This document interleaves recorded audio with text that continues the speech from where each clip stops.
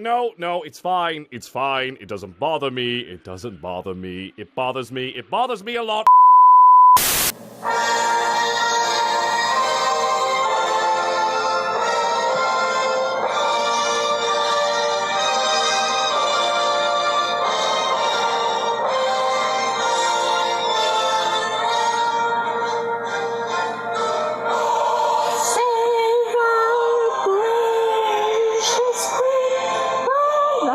I'm so sorry. I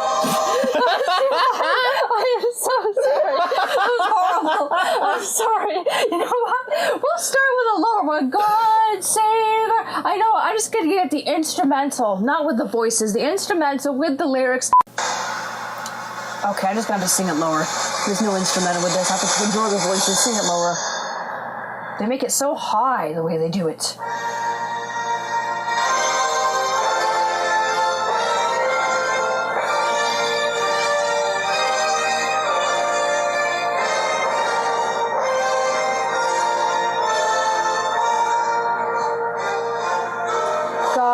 Save our gracious Queen, long live our noble Queen. God save the Queen. Send her victorious, happy and glorious, long to reign over us. God save the Queen. Oh Lord, our God, arise, scatter her enemies, and make them fall. Confound their politics, frustrate their lavish tricks. On thee our hopes we fix. God save the Queen. Isn't it magnificent compared to the Canadian national anthem? We have to go. We're not going to do the whole song. Thank you, ladies and gentlemen. That was our intro.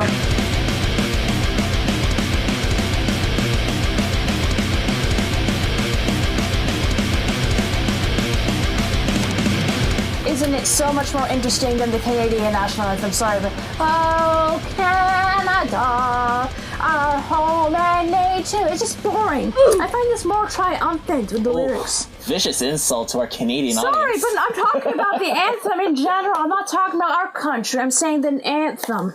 Okay. It's just like comparing the Canadian flag to the British flag. I think the color blue makes the flag more interesting than just red and white. That's what I'm trying to say. Understood? I mean, it worked for the U.S., so... Yeah, I have to go to the States, with all due respect to my fellow Americans south of the border. You guys did kind of copy the British with your colors. Oh, now you fucked up. Oh, vicious insult to the American audience now. I'm doing everything I'm working in favor of the Brits. I love the States, and I still think the States is a great country. I don't mean any disrespect by any means. I'm just saying it is a well-known fact. British has a lot more history than both Canada and the United States. Yeah, don't worry. I'm just poking fun at Emily's expense, and I don't actually mean that as a vicious insult. And yeah, she's this is coming from the British lady who is looking to move to England sometime this year. And speaking of this year, we now have at the time of this recording reached 2019, and we want to wish all of our lovely subscribers and to all of you watching at home Happy New Year and all the best for you for the foreseeable future. And this is Emily, MC Squared, and I am the Twilight Winter Enigma Caswell Shaw. Welcome to the first recorded Em Cas Vodcast of 2019. Exactly, Jack. Could have introduced myself as MC Square, but that's all right. I appreciate the gesture. I'm sorry. I remember you introduced yourself as MC Square, and I'm like, that is really cool. No, that was cool, Jack. Or, I know I say this every episode, we're all related to the American Sabrina Carpenter. And Sabrina, I believe I am related to you, so I didn't mean to offend you with your American flag, because I know you're American. Even though we share the same last name, I think you could be my distant cousin 12th removed, or twice removed, sorry. Maybe she's my 12th cousin. You know, second cousin, third cousin, fourth cousin, fifth cousin. Maybe she's 10th or 12th cousin. A long lineage. Well, she could be. She would probably share the same ancestry. I mean, Carpenter is an Anglo-Saxon British last name. So... I was going to say it's a very common last name, but... Indeed. Yeah. It's British. Either way, it is Anglo-Saxon. I was going to sing the Canadian National Anthem, but this is about Britain, so you all know the Canadian National Anthem. The British, you got to admit, it sounds much more victorious and triumphant and proud about their country than just Canada. Well, the British have a queen, and also at the time of this recording, she's still reigning over our great mother England, and unfortunately Canada does not have... doesn't have a queen to rule over us. We don't have that kind of royalty and luxury. So yeah, it's one of the things that I also admired about the British. At least they have someone to sing over, and at least we have land to celebrate our form of independence. Well, we're not really independent though. We're really not. I mean, yeah, we're still considered to be we're a providence under the British. You know. I guess you're right, yeah. Yeah, why do you think they say Her Majesty the Queen, even with Canadian courts? They say Her Majesty the Queen. Oh, really? Yes, they do. You didn't know that? No, I forgot. It's all good, yes. And even Ontario says Her Majesty the Queen when you sign certain legal documents or whatever. They say by Her Majesty the Queen. They're talking about the Queen of England. So many years out of high school, I completely forgot all about it. Well, I knew that because of my security examination. When I took my security test to get my security license, they said, by Her Majesty the Queen, I hereby acknowledge that I will not cheat on this test. And I put an oath under Her Majesty the Queen. The Queen of England, dear, not the Queen of Canada. But England. We don't have a queen. I know we do. Exactly. That's my emphasis. Oh, exactly, okay. dear. Silly Billy. All right, dear. So, we're going to talk today about British expressions. Yep. If you hadn't really put two and two together, that's why my co-host is talking in a British accent. Exactly. And playing the British national anthem. Absolutely, dears. And, of course, Brighton, England on my shirt, if you can see that. Can they see it? I'm not wearing my spectacles, so I can't really see very much. Well, I can see it. You can see Brighton, but it says show on the camera. Brighton, England. Yes. Good. Yeah, part of your hair's in the way, though. Oh. Better. Brighton, England. Now they can see it. Good. Lovely. All right, so let's continue today with the expressions of curtain twitcher. Anybody guess what a curtain twitcher means? I mean, in America and Canada, we call it something entirely different. But a curtain twitcher, if you'd like to say the definition of it, since we're both talking here, you don't know peeping Tom, dear. Peeping Tom. Curtain twitcher is a peeping Tom. Somebody, a.k.a. sounds like a peeping Tom. Somebody who was looking through the curtains, or twitching the curtains and looking through the window, a.k.a. also known as a peeping Tom. Okay. I don't mean to derail that, but because we're talking about a peeping Tom, or at least the definition of a curtain twitcher is that of a peeping Tom, I actually have a riddle that I had learned from another podcast that I listened to that pertains to that. Okay, yes. What's the difference between a pickpocket and a peeping Tom? Pickpocket and a peeping... The difference? It's a joke, dear. Yes. Difference? Well, a pickpocket is somebody who's, about to steal your wallet or, go into your purse when you're not looking or whatever. They're picking your pockets or your purse or whichever, or your coat pocket to get whatever is in there if there's anything valuable. Whereas a peeping Tom is just looking through the window and isn't necessarily stealing from you, although he could if he broke into your house. What's the joke? If you have to explain a joke, there is no joke! One snatches your watch. Okay. I don't get it, dear. Fuck this shit, I'm out. Fuck this shit, I'm out. Oh, fuck! There are two words that you want to flip. Mott's peeping. Tom peeping. I don't get it, dear. Do I have to explain the joke? I don't. I'm not good with jokes or riddles. I'm really not the good. I mean, knock jokes I'm not even that great at. So please do explain. Please elaborate. Darn, that joke went way over your head. Okay, so let me try and explain this. Okay, so a pickpocket snatches your watch. Yes. A peeping Tom watches your snatch. Oh, I get it. Those two words you're supposed to switch around. Oh, I get it. Oh, yes. Okay, watches a snatch. Yeah, that's fine. Well, thanks for explaining that. I don't really find it that funny, but it's alright. It's more like a riddle. Mission failed. We'll get them next time. At first, it took me a while to figure out when I first heard it, but then when I pieced it together, because the joke ended with one snatches your watch, and I'm like, I don't get it. And then when wow, okay, yeah, it's really hitting me now. If you can't really tell, it's when I heard it, I'm like, is there something more I need to know? And then I was thinking about it some more. At this point, I was just overthinking, and then I'm like, oh yeah, get it. All right. Peeping Tom does the exact opposite. Interesting. Yes, dear. All right. Well, no worries. Continuing on to expressions. If you'd like to move on to expression number 2. Cost a bomb. That bloody necklace cost a blinking bomb. Very dear, don't you think, dear? Very dear. Sounds like it's expensive. Yes, dear. Meaning expensive. I gave it away when I said dear. That cost a bloody bomb, don't you think? Oh, okay. Yeah, it was the way you said it that, that really gave it away. I know. I did that on purpose so the audience would know. It means, dear, just, cross an arm and a leg. That kind of expression we use more in North America. I don't know if you Brits use cross an arm and a leg when we say cross an arm and a leg. Or a rip-off. Essentially the same thing. I'm sure there are a lot of British expressions that we don't know. Oh, there's tons of more. I mean, I'd like to do another video, maybe part 2 sometime down the road, another episode. Maybe we could do that for our off-limits, off-topic kind of video. What do you think, dear? Sure, why not? All right. And then the next one, plaits. Don't you just love it when you put your hair into plaits, dear? I used to do that. You put your hair in braids? Yeah, at some point I did before I straightened it, and then I'm told I can't put it in braids anymore because it's chemically adjusted to be what it is. But yeah, when I didn't have it straightened, I used to put my hair in plaits. Lovely, dear. Or I guess suppose in Jamaica or sometimes up here we even call them cornrows, depending on the type of braid. Yeah, they call it that in Jamaica too. Yes, I figured cornrows. I'm quite familiar with that term. People used to tell me when I was a kid that I should put my hair into cornrows, but I never wanted to do it because I thought it was too much work. It is. I will say that, but the end result, it looks perfection. I thought so, dear. All right, continuing on. I thought I kind of looked like a rebellious white girl, though, if I did that.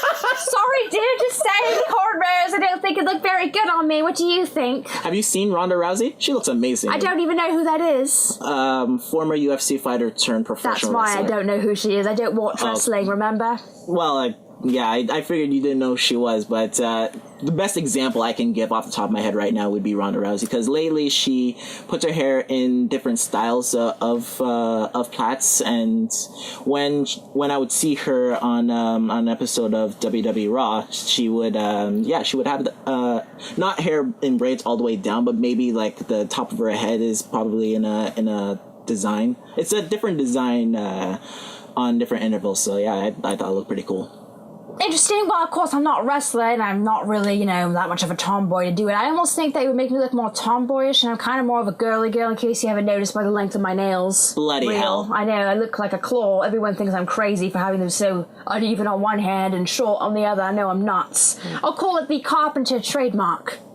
My trademark. Well, license it before it gets taken. There we go. Well, we're going to put that license in the description below, ladies and gentlemen. Continuing on, Avril Lavigne used to wear cornrows, but Avril Lavigne also used to be a tomboy when she was a teenager. I saw pictures of her wearing cornrows. Oh. Quite interesting. Huh. All right, let's continue.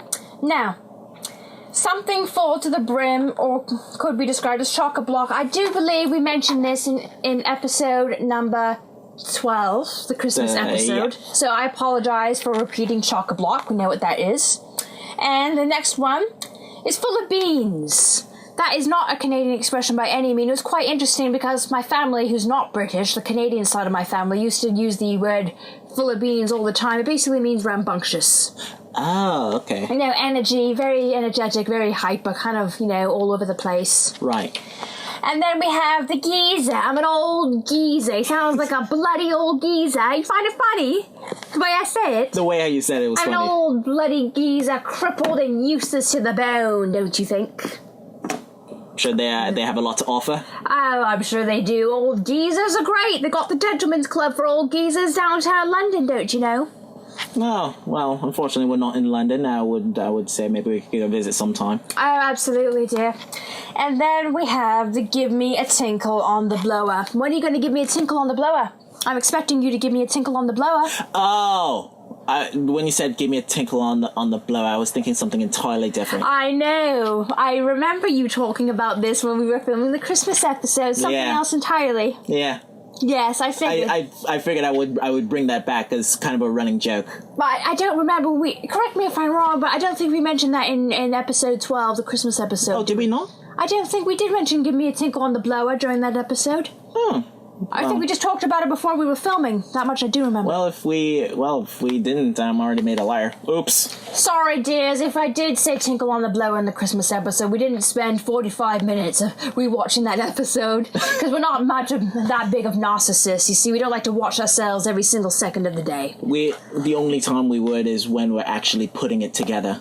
Exactly, for input and feedback and creative feedback to get our creative juices flowing.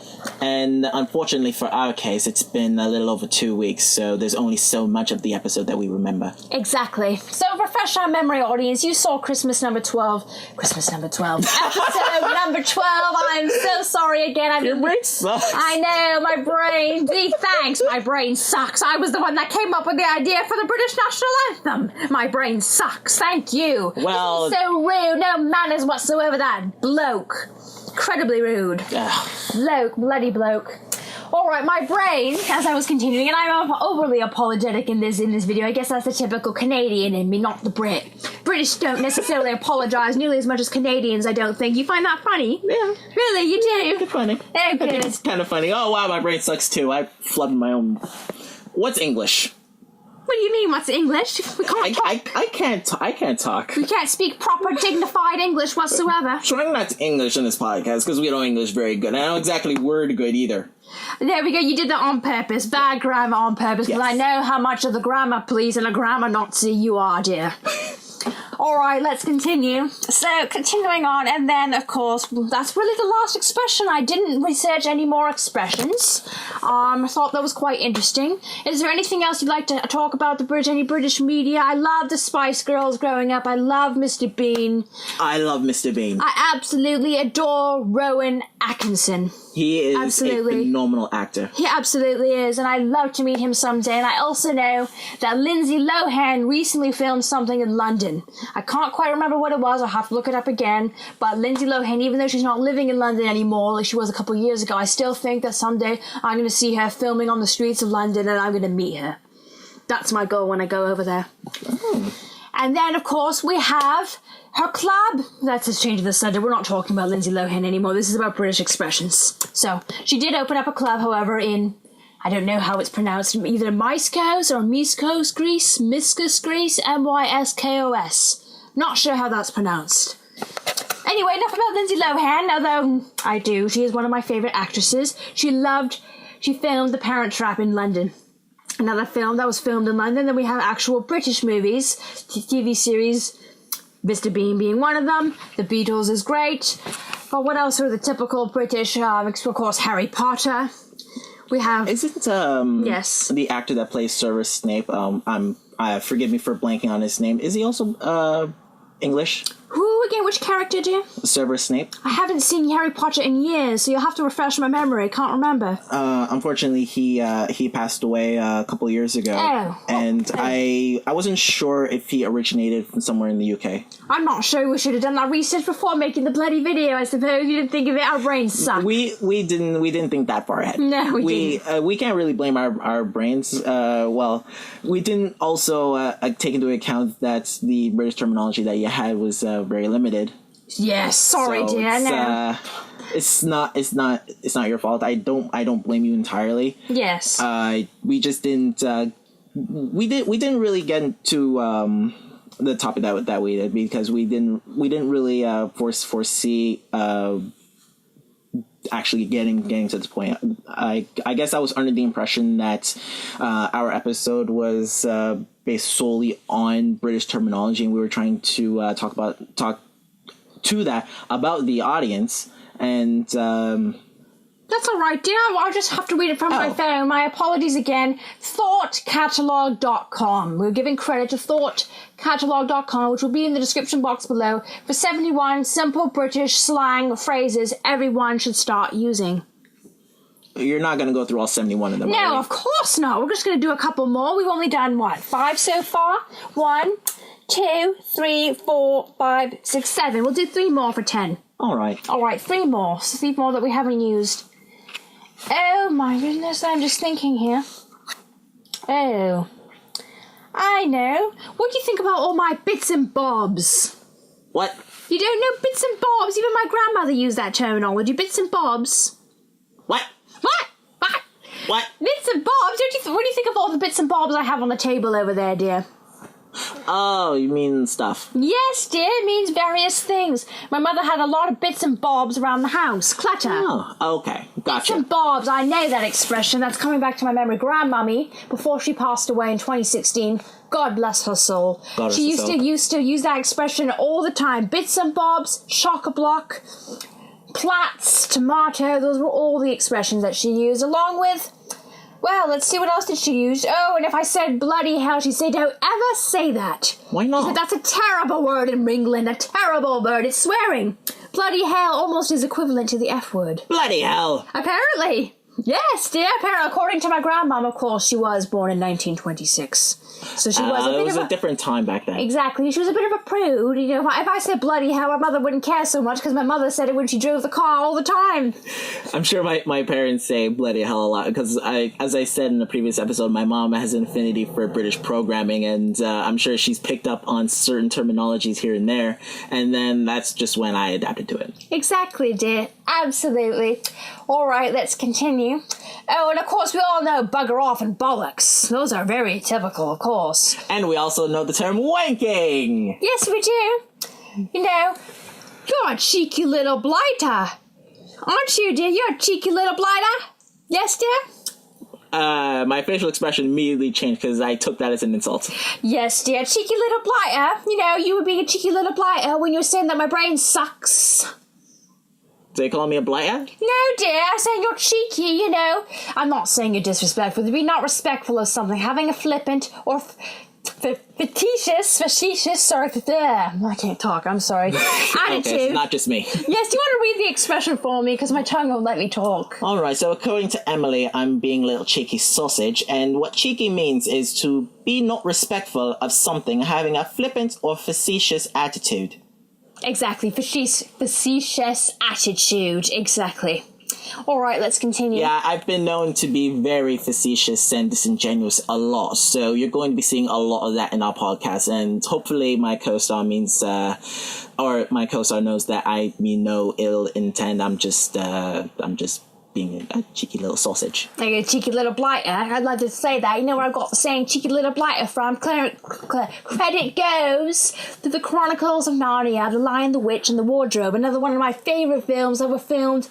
That was actually filmed in New Zealand. It wasn't filmed in Britain. But still one of my favourite British films with all British actors. Oh, really? Yes. The Chronicles of Narnia. The Lion, the Witch, and the Wardrobe. I have the DVD lying around here somewhere. Maybe again being spontaneous. I didn't think to bring it out. But we have William Moseley as Peter Pevensie, Anna Popplewell as Susan Pevensie, Skanda Keynes as Edmund Pevensie, and I can't remember the name of Lucy Pevensie, the youngest. I'm so sorry. Georgie Henley as the youngest, who played Lucy Pevensie. Ah. Exactly. Splendid. Indeed, dear. And so the next one. All right. Can I ask you something Yes, since we're on the topic of terminology? Yes, dear. What's bumder? Even I don't know that one.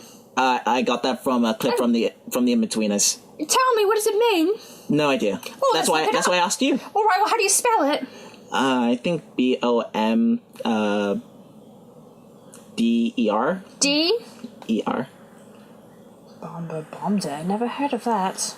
Or bumder, or maybe it's BUM. I don't know. I'm guessing on the spelling. Like I said, I know I got it from the In-Betweeners. I don't know what it means. Maybe it's just something for that show. I don't know. 1 second. British bomber. British No, slang. it's bumder. That's not what they're saying. I don't know, dear. Oh, hang on. Let me type that in. Oh, it's BUMDER. Oh, okay, so I was right the second time. Oh, goody. Okay. A cross between bender and bummer, as used in the TV show The In-Betweeners. Interesting. Okay. So, apparently, it's a derogatory term from a homosexual male, a cross between the terms bender and bummer. Oops! Oh, well, that was your bad. Oopsie daisy. And so, the original context, for those of you who don't know what The In-Betweeners is, it's a conversation between, I guess, Neil's dad and Will. So Neil's dad says, Neil, what the hell is going on? Oh, this place smells like a brewery and not a nice one. Jay, there's always trouble when you're around. But Will, I'm especially surprised at you.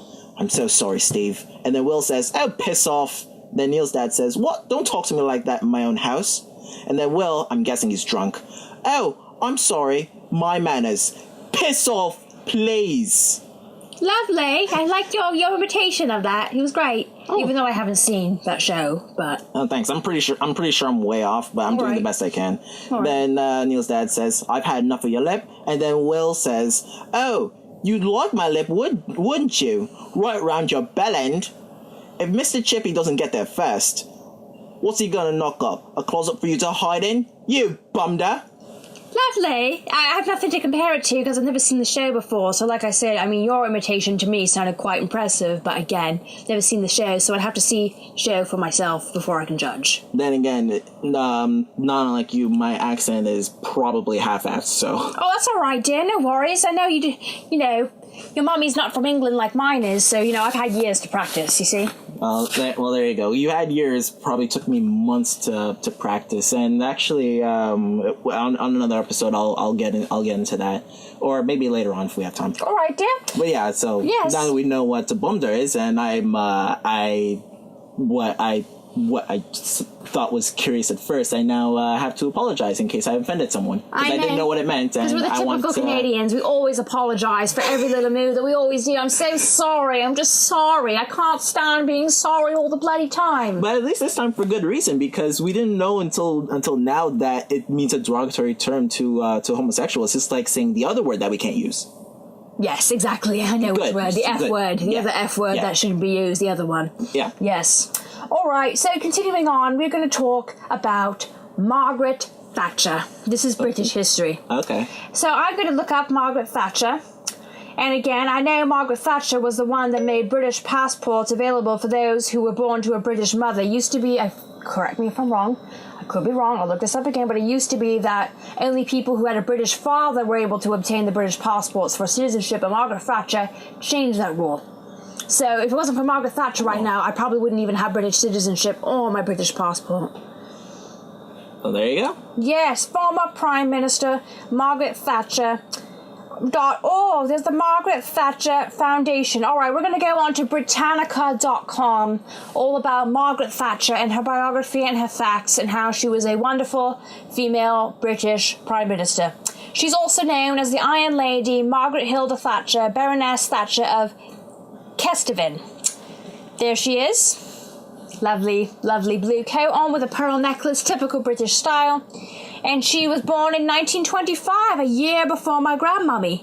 Oh, and she died at age 87 in 2013. Oh, I'm so sorry. Yes, a shame. All right, so she was the most noble order of the Garter in 1995 and the Prime Minister of the United Kingdom before I was born. I will give away my age that much. From 1979 to 1990, before I was born.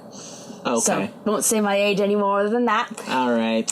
And, you know, I know not everybody votes for the Conservative Party. We're not talking about politics here. I'm just talking about what she did as a female Prime Minister, because I'm a woman and she's British. Therefore, I have some respect for her. So she was born in Grantham, Lincolnshire, England, and she was Europe's first woman Prime Minister. That's quite an accomplishment. Europe's first woman Prime Minister. I know the States has never had a female president. Well, I'm glad you remember. And you're younger than me. You have a better memory than I do. I'm proud of my British heritage, all right? I'm just saying But the real question is, are you proud of your Canadian heritage? Not as much as British. Oh, okay, that's what I thought. We're not as powerful of a country as Britain. We're under the British for a reason. We're under Britain's thumb for a reason. All right? Well, it's better than being the bell end of Britain. Yes, absolutely. The bell end. Remind me again what that means. Did we just talk about that, or am I suffering from short-term memory loss? I'm not sure if we've talked about that. Maybe off camera, yes, but remind me. I think bell end either means the shaft of the penis or the head of the penis. Lovely. Oh, lovely. Lovely talking about that explicitly on camera. That was great, dear. So, Oh, you asked what it meant. Oh, it's all right, dear. So, on to Margaret Thatcher. I'm just going to look at what she did for British passport. British citizenship. Margaret Thatcher. So after the Falklands War, full British citizenship was granted to the Falkland Islanders by the British Nationality Falkland Acts 1983. Other criticisms were levelled at the time at the removal of the automatic right to citizenship by birth in the United Kingdom. So, how Thatcher altered British ties of blood. Margaret Thatcher did away with the old ideas of Britishness. Let me read more about this. We congratulate the deceased Margaret Thatcher. I know I'm talking about someone who deceased. Yeah, let's give her a big round of applause. Yes, but discarding the social and cultural ties of the empire, Margaret Thatcher did away with old ideas of Britishness based on allegiance, desire, history, and character. I am getting this information from opendemocracy.net. All right, and as opposed to the first initial sentence that Emily had just spoken was from Wikipedia. So take that to the teachers that told us not to use Wikipedia. Exactly. Oh. Lovely. All right, so as the people of Britain and all their ethnic and cultural diversity mark the death of Margaret Thatcher, look back at her record on immigration and national identity is needed. There, the 1982 Falklands War is heralded as her triumphant imperial moment. The year before, her government brought an end to a customary and legal sense of Britishness that included all in the formal empire. In 1982, Thatcher took action in the South Atlantic to protect ties of blood. We have to recover those islands. We have to recover them, for the people on them are British and British stock, and they still owe allegiance to the crown and want to be British. She linked military defence of the island to a sense of British identity that was rooted in kinship and family descent. Although her words might be seen as a defence of a historic empire, Thatcher contributed to the exclusion of I can't even read. Volitional Britons, especially those of family histories, as colonial subjects. Oh. I thought I am a colonial subject in the eyes of Margaret Thatcher. So, Thatcher's sense, we won't read the whole thing, but thank you to Margaret Thatcher for instigating that rule, and I wonder what Margaret Thatcher would think about Brexit. Bloody Brexit, you look clueless. You look like... I know what Brexit is, but I'm like, oh wow, we've come to that point of I know. Britain. British politics, Britain leaving the EU. I wonder what Thatcher would think about that. I don't know if she'd be for it or against it. I'm really not sure what to think. She's deceased, I don't know. I don't know what she'd think of Theresa May. Don't know what to think of Theresa May. The government sounds very complicated in Britain, even more so complicated than Canada, especially since Canada has never had any ties with Europe whatsoever. Well, meaning, we might trade with them, but we've never been, under the EU is what I meant. I like to think, I was a point I was making not on this podcast, but running any kind of government, whether it's Canadian, American, or the European governments, it's not easy, and if it is, then that mindset is extremely derivative. Exactly. So I'm not criticizing Theresa May. I don't know. Okay, I haven't had the right to vote against Brexit because I've never moved to Britain as a British citizen just yet, even though I'm planning on doing so for the very first time this year, as we mentioned earlier. Sorry to repeat myself, and sorry for the yapping dogs. That was her. Oh. The Wicked Witch upstairs. The Wicked Witch upstairs. And now we've come to the point of our podcast where we're reinvigorating episodes 8 and 9 of our world's quietest podcast, quote-unquote quietest, because of the wank stain upstairs. Yes, the wank stain upstairs, the bloody imbecile upstairs. By the way, I'm not going to explain what wank stain means. Yes, I know, dear. I know what it means. Okay, good. You told me before. Okay, so yes. I don't have to explain it. I do remember these things. Like you said, I do have a good memory. Good, yes. Good. And for those of you that are still curious, look it up yourself. Safe search off, don't be a bitch. Alright, so this, my friends, are the Canadian passport and the British passport comparison. The British passport is currently burgundy, Canadian passport currently blue. And, this... on the other hand, is very royal. I think burgundy represents royalty better than blue. What do you think? I'd say if you want to represent royalty, make it purple. That is a color of royalty. True. I don't know many passports in the world that are purple. I'm sure there's a few. I just haven't looked into it, honestly. Maybe like a dark shade of purple, not a light shade of purple. All right, but do you think blue versus red, what looks more royal to you? I'd say the navy blue, maybe because I'm more used to the Canadian passport compared to the United Kingdom passport. That's very true, but do you notice how there's some similarities here? I mean, a little bit. They got the unicorn. Canada has the British sign. This is bigger, this is smaller. There's some similarities here. See the unicorn here and the unicorn here? You did not mention they have a unicorn. Yes, dear, it's a unicorn. You never saw this. You weren't that observant. Look at the two. We're comparing passports. I thought that was just a horse. It has a thing on its head. You see the thing on its head? I didn't see the strap-on penis on it. Oh my goodness, you're crude. Your vulgar's very crude. My goodness, this bloke and his bloody humor. These are unicorn horns! Get your majestic creatures correct! Do you not notice that now? No, I never noticed it. Now you do. The British are apparently more vulgar than we thought. They like unicorns. Interesting, isn't it? You didn't notice that until now. They both are similar. Nope. I'm comparing them. And then we have the lion with the crown on his head for royalty in Britain, and then we have the lion with no crown here on the Canadian one. Oh, but you gotta admire that they have the British flag on They it. do. This one doesn't need to, of course, but this one does. Yeah. Interesting, and that is, I don't even This know. is still a part of the British colonies, some ties, right? Exactly, dear. Okay, good. I got that right? Yes, and this says Amariusk Admire. This one says Duet Mondroy. That's French, dear. Is it not? That's French. That's French. Duet. E.T.s. That's French. I have to look this up. I never even noticed this until now, dear. I never even closely examined my British passport and my Canadian. I'm not sure if that's French. I want to say I think my high school I went to had a similar saying. I'm not sure if it's what is it? I think it's Latin or Roman. No, it's probably Latin or something, because I remember it's Demut et Omnia. Interesting. It's not French. That much I know. If you want to It's help us probably figure Latin. out, as an audience, what this language is, if you speak this language, we're just putting this closely for the audience to see, and everything, this is the British trademark expression, unicorn. I never even noticed they had a unicorn until now either. Huh. And this Yeah. one as well. Neither did I. Canada's copying the British in that term. And they're both similar because Well, they're part of the colony. I know. It's not really of copying, course we right? copy. I know. We're not the Americans. Of course. I know. We love the British, unlike the Americans who fought the British. Very bloody war indeed. Yeah. In the Independence War. Yeah, we don't really have to go through that anymore. No, we don't. But they both have this at the bottom. We're just comparing the two side by side. Both have, the red thing, the square thing at the bottom, as you can see. So it's quite interesting the way that they're both designed. If you are dual citizenship, we have 1 minute left until the battery dies. We have to go now. 1 minute, it says battery life. Well, and on that note, we EmzDiary. gotta Subscribe to sign out. EmzDiary. Instagram is at EmilyCOfficial. And Facebook page, Emily.Catherine.Carpenter. Catherine with a C. Cathrine. You say your social media quickly before it dies. My social media is at Caswell Shaw because the camera said no. So thank you so much. My SD card is screwed up and is having problems. Have a wonderful rest of 2019. If you are Canadian citizenship, dual citizenship, British citizenship, American citizenship, Australia, New Zealand, please comment in the comments below, or any other country. I'd love to hear it. Any country in the world. Have a wonderful 2019. Bye-bye. Okay, until next time.